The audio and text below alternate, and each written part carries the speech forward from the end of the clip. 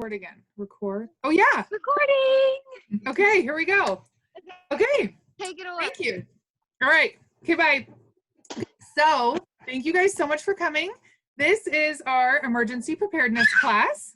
We are recording this so that we have it for future guests or anyone who wants to use it that wasn't able to come.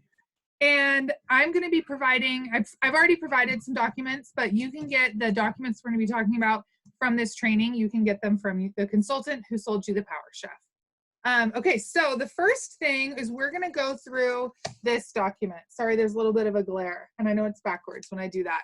But this is one of the documents that you have, and I'm going to share it on my computer so you guys can be following along as we go through this. So let me just pull that up really quickly. Oops. And I have a couple examples of things that I have done that I'll be showing you, but I don't have all of them because a lot of them are either too big or take up a whole room or something like that. So we'll just kind of talk through some, and feel free to ask questions because someone on the recording later may have the same question. All right, here we go. So I think that it is really important to be prepared.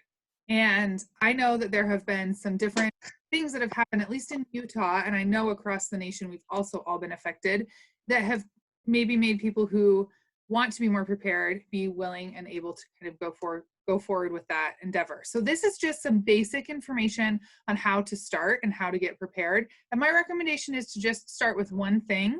And when you're done with that, move on to the next. Don't feel like you have to do everything all at once. You can just do one at a time until you get there. So the first document that we're providing is a first aid kit. So you can grab any kind of container that you want. Tupperware does have a great modular mate size 4 container. It's really big and it would likely be a great candidate for this. Of course, you probably have containers at your home and feel free to use those. But my recommendation is to put together a first aid kit.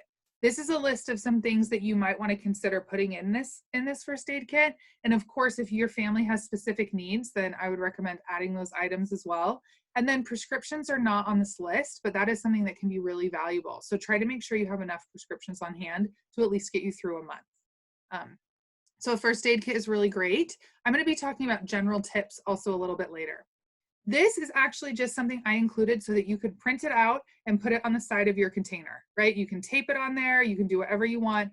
And this is a really good way so that you know where your first aid kit is, and if someone else comes into your home, they can easily see it.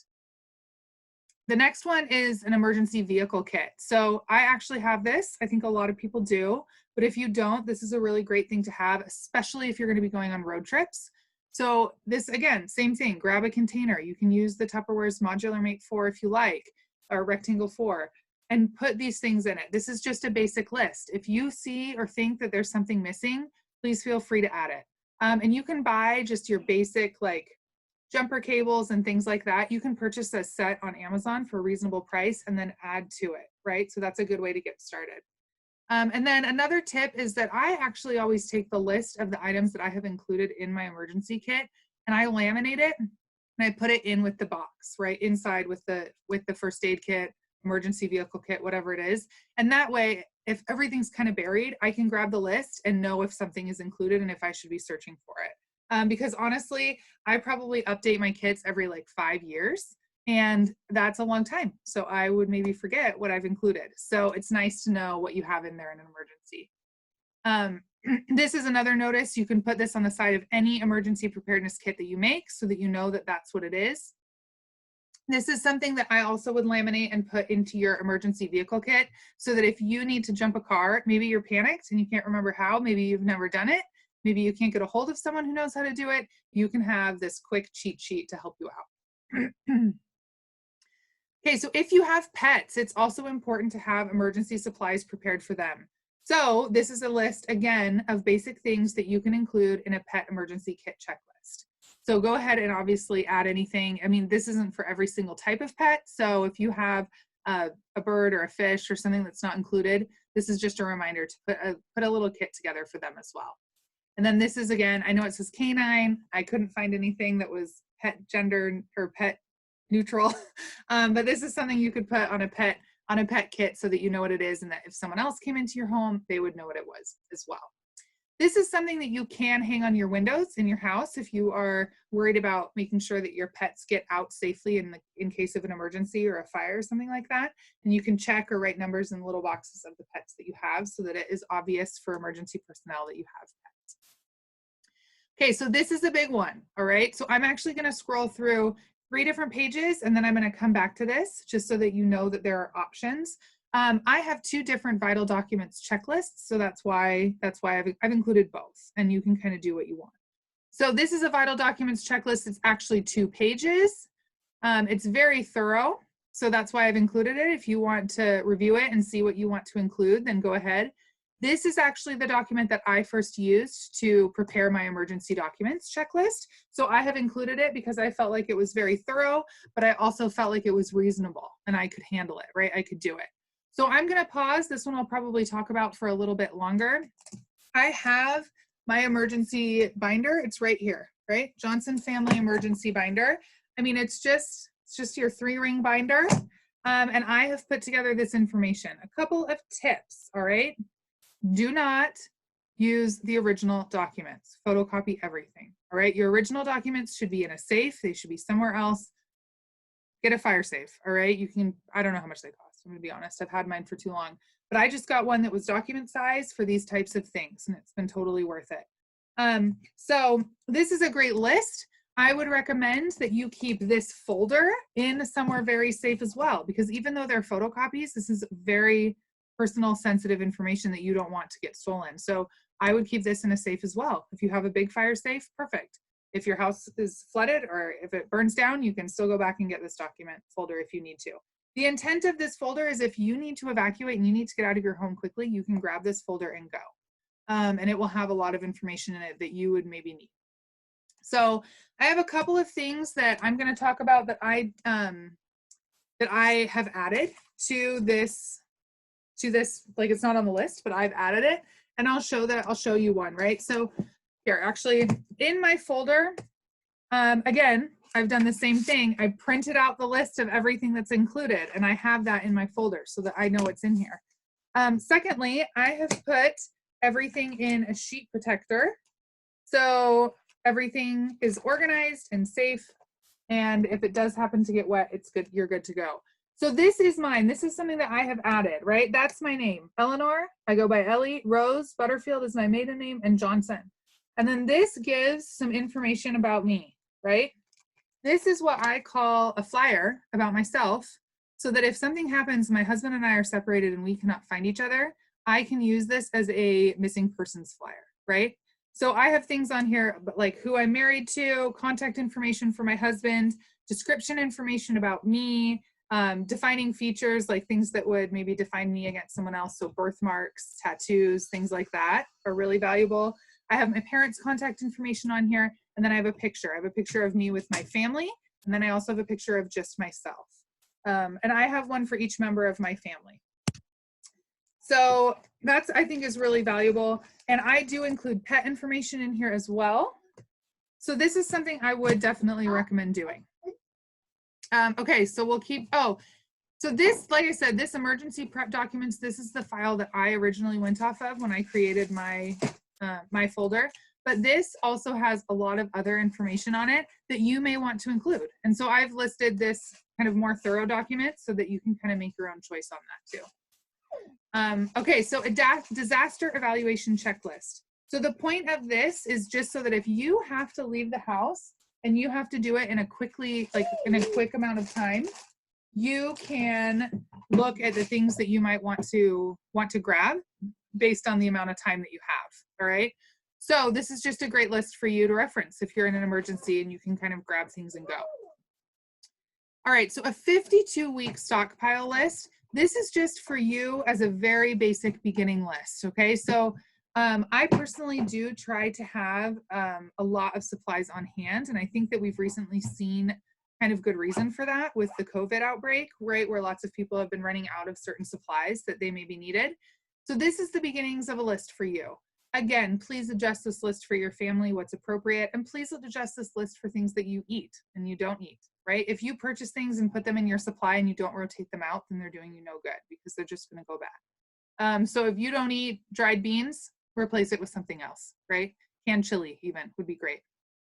Okay, so additional tips. All right, these are things that I think are important, and so I've included them. And I have a couple of examples of why I've included each thing, but of course, there are always things that are missing.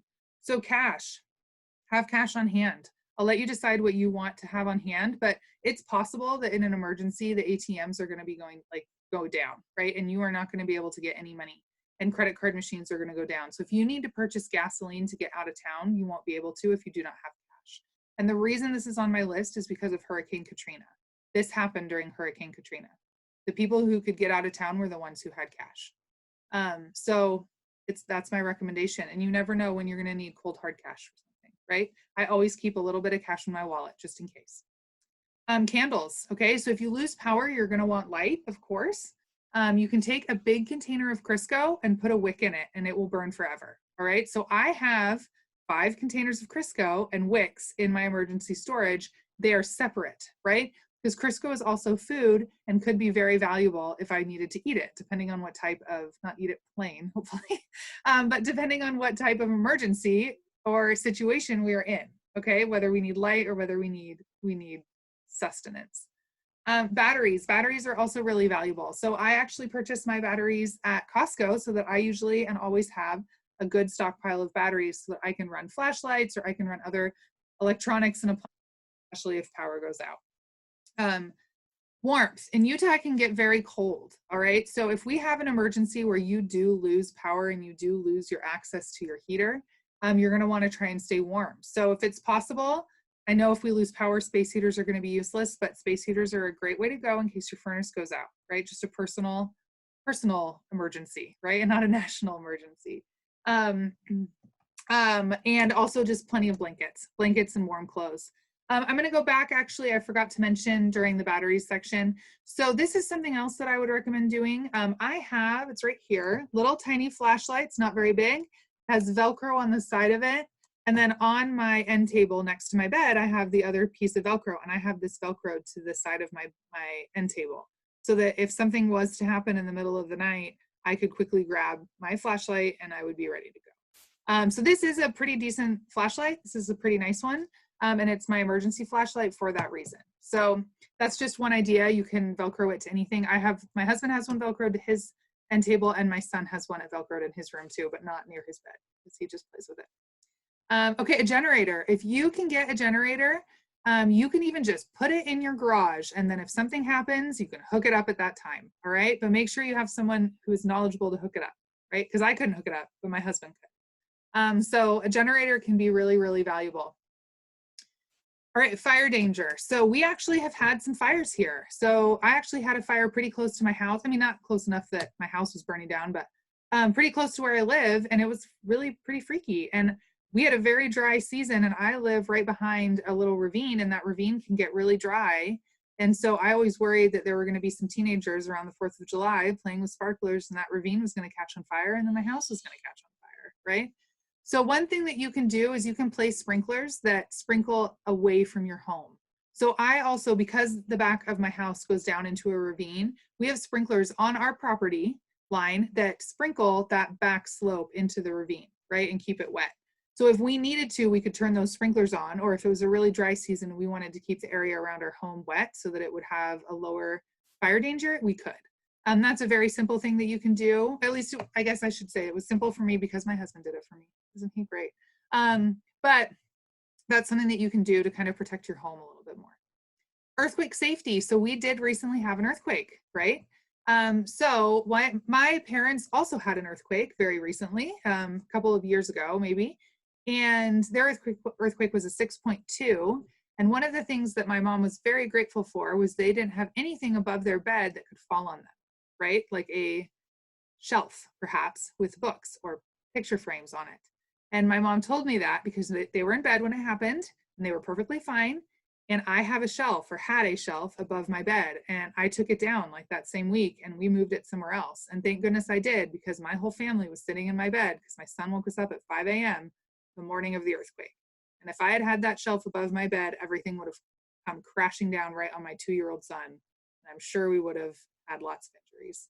I mean, just cuts and scrapes and bruises, but still. We didn't have to deal with that. So my recommendation is to not have anything above your bed or anything like that where you sit often that could fall down on you if there is an earthquake. Another earthquake example or recommendation is if you have emergency supplies, the ones that we've talked about in this class, your first aid kit, your emergency vehicle kit should be in your car, your pet kit, even this folder that we've been talking about. These things should not be in your basement, all right? Your basement could collapse if we have a big enough earthquake, especially depending on where you live and if you live on a fault line. And if you cannot access your emergency supplies, then they do you no good. Now, I say that, but I do have my 52-week stockpile in my basement. So I completely understand that there is sometimes a space issue and you do it the best you can, all right? Just do the very best you can. Water is critical to survive. I get laughed at a lot. 750-gallon water tank in my what's it called, in my garage. 750 gallons of water in a water tank in my garage.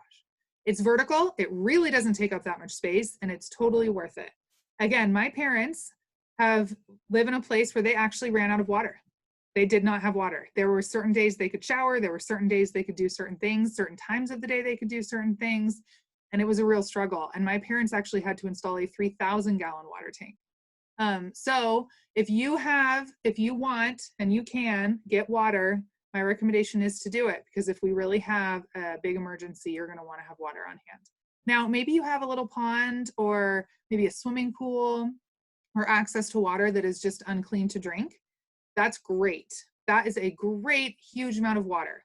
Now, all you need to do is get supplies that can clean that water, right? So there are osmosis systems. There are lots of things. Backpackers use them all the time. I've used them. I've done plenty of backpacking trips, and you can clean that water. So you just need to make sure that you have that ability, that you have the tools needed to clean your water.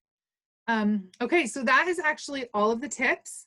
We also have, and I'll open it right now, a recipe book for the Power Chef that you purchased. So thank you for purchasing the Power Chef and coming to this class.